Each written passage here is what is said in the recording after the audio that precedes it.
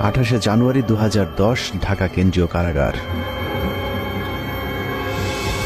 রাত 9:30 থেকে 11টা পর্যন্ত ঢাকা কেন্দ্রীয় কারাগারের আশপাশ ও কারাগারের অভ্যন্তরের সব বিদ্যুৎ একযোগে বন্ধ হয়ে যায়।